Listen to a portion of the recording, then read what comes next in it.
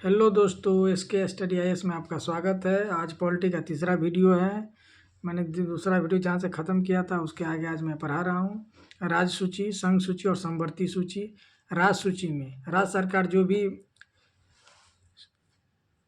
राज्य सूची अनुसूची 7 में राज्य हैं जो इन विषयों पर फैसला केवल राज्य सरकार लेगी। राज्य सूची में जो भी बातें हैं उस पर राज्य सरकार फैसला लेगी। संघ सूची जिसमें जो जो बातें आएगी उस पर केंद्र सरकार फैसला लेगी। समवर्ती सूची राज्य और केंद्र दोनों फैसला लेगी मिलकर। विदेश सेवा केंद्र सूची का विषय है। पुलिस राज्य सूची का विषय है। रक्षा दूरसंचार केंद्र सूची का विषय है। हमारे संविधान के अंदर वो सारी व्यवस्थाएं जो राज्यों को राज्य होने का एहसास दिलाती हैं संघीय व्यवस्था कहलाती है। संविधान की वो व्यवस्थाएं जो केवल केंद्र सरकार कंट्रोल करती है वो कहलाती है एकात्मक व्यवस्थाएं।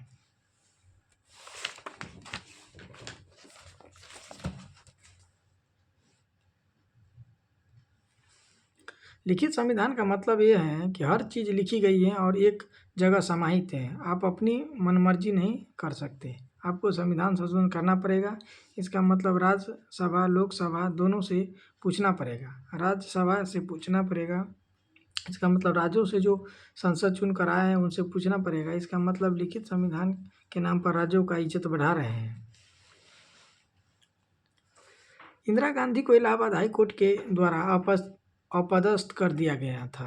इलाहाबाद हाई कोर्ट के फैसलों से इंदिरा गांधी को संसदीय सदस्यता चली गई थी, जिसके चलते इंदिरा गांधी ने इमरजेंसी लगा दी थी।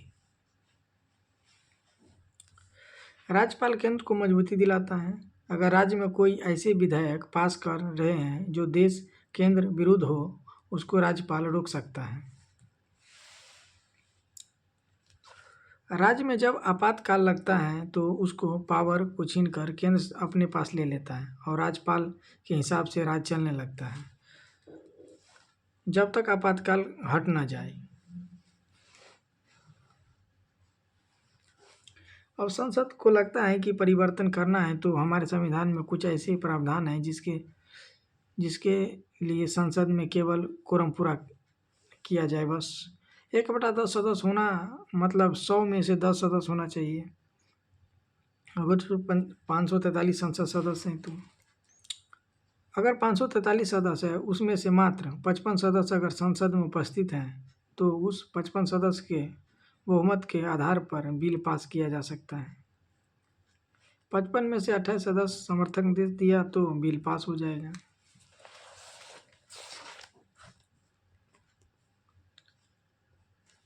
राष्ट्रपति के लिए चुनाव के लिए संसद के कुल सदस्य का आधा मेंबर उपस्थित होना चाहिए। 543 से तो 273 प्रेजेंट होना चाहिए। जो उपस्थित है 273 उसका 2/3 वोट होना चाहिए। मान लीजिए कि 300 संसद प्रेजेंट है तो उसका 2/3 वोट होना चाहिए। 300 से तो 200 संसद से भी बिल पास नहीं होगा। इसके लिए 50% से ज़्यादा मत चाहिए, मतलब 273 से ज़्यादा संसद चाहिए, यानी 274 संसद का मत चाहिए, तभी जाकर पास होगा। यह हमारे संविधान की कठोरता को दर्शाता है।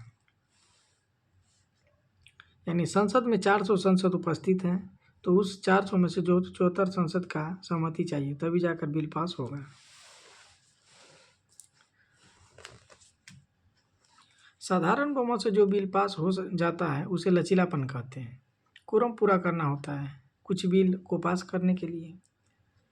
एग्जाम्पल मान लीजिए कि 1/10 यानी 100 सदस्य उपस्थित हैं तो 10 सदस्य की सहमति होना चाहिए, बिल पास हो जाएगा। इसी को कोरम पूरा करना कह दीजिए या साधारण बहुमत कह दीजिए। गैर संघीय विशेषता क्या है? मजबूत केंद्र, एकल संविधान, एकल नागरिकता, केंद्र द्वारा राज्यपाल की नियुक्ति, संविधान का लचीलापन, एकीकृत न्यायपालिका, अखिल भारतीय सेवाएं, आपातकालीन प्रावधान, ये सब गैर संघीय विशेषताएं में आ जाता है। स्वतंत्र न्यायपालिका और एकीकृत न्यायपालिका में क्या डिफरेंस है? इंदिरा गांधी की सदस्यता रद्द इलाहाबाद हाईकोर्ट ने कर दिया था। हमारी न्यायपालिका को केंद्र सरकार का डर नहीं है। इससे एक फायदा हुआ कि राज्य की हाई कोर्ट देश के हित में फैसला ले सकते हैं, यह पूरा देश में मान्य होगा। अगर दो राज्यों का विवाद होता है तो उसका सुनवाई सुप्रीम कोर्ट करता है। सरकार को इससे कोई मतलब नहीं है। एकीकृत न्यायपालिका क्या है? हमारे देश में न्यायपालिका का एक सीक्वेंस है, supreme court, high court, district court, lower court. इसी तरीक़ा से मान लीजिए कि सुप्रीम कोर्ट हाई कोर्ट से फाइल मंगवा सकता है। इसका मतलब इस केस में क्या चल रहा है, हाई कोर्ट डिस्ट्रिक्ट कोर्ट से फाइल मंगवा सकता है। अगर हाई कोर्ट को लगेगा कि कुछ ठीक नहीं चल रहा है,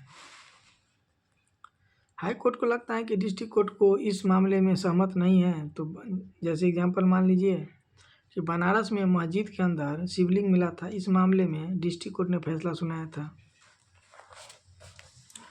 अखिल भारतीय सेवाएं क्या है? IAS, IPS, IFS, Indian forest service केंद्रीय नियुक्ति देता है कि किस व्यक्ति को राज्य में नियुक्त किया जाए एंड परमानेंट नियुक्ति किया जाए, और जब चाहे केंद्र सरकार अपने अनुसार इस व्यक्ति को वापस बुला ले। इसलिए अखिल भारतीय सेवा के अधिकारियों पर राज्य सरकार का ज़्यादा कुछ नहीं चलता है, क्योंकि इसका कंट्रोल केंद्र से चलता है, केंद्र से होता है। भारतीय संविधान की संघीय विशेषता है, दो सरकारें, शक्तियों का विभाजन, लिखित संविधान होगा, संविधान की सर्वोच्चता, संविधान की कठोरता, स्वतंत्र न्यायपालिका, द्विसदनीयता। अमेरिका में राष्ट्रपति का चुनाव जनता द्वारा डायरेक्ट चुना जाता है।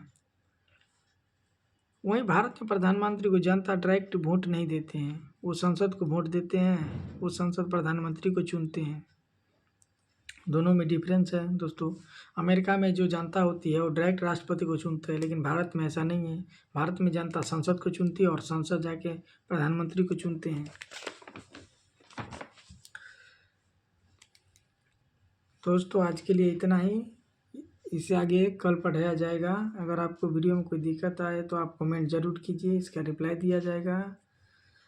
History, geography, polity, economic foundation batch आपको पढ़ाया जाएगा। इस पर अभी पॉलिटी चल रही है, सीक्वेंस बाय आपको वीडियो मिलेगी, और हिस्ट्री, ज्योग्राफी, पॉलिटी का भी वीडियो होगी। अगर वीडियो दोस्तों अच्छा लगे तो लाइक, सब्सक्राइब एंड शेयर ज़रूर कीजिएगा।